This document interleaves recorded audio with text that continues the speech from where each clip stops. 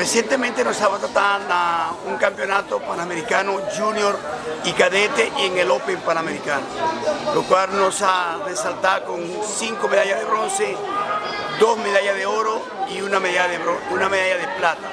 Fue un trabajo excelente, se notó claramente que el trabajo que venimos haciendo día a día, entrenando 2 turnos por día, ha dado su resultado.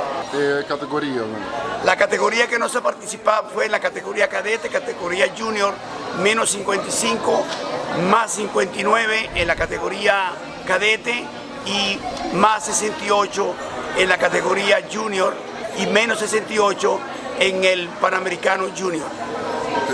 ¿Qué cosa es el siguiente etapa? Siguiente etapa nos va a Costa Rica Open para la preparación para los Juegos Centroamericanos que será próximamente en República Dominicana.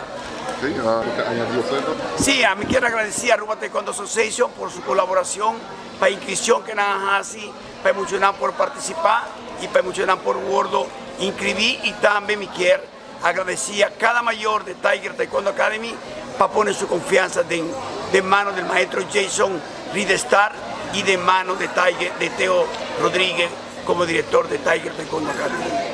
Y otra cosa también nos quiero agradecer a todos los automovilistas de Aruba, lo cual para Vía Dinan nos lo logra el objetivo aquí financieramente.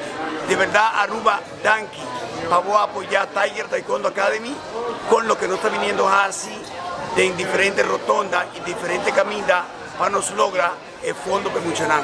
Aquí está el resultado, aquí está placa que nos ha colectado para promocionar logra objetivo.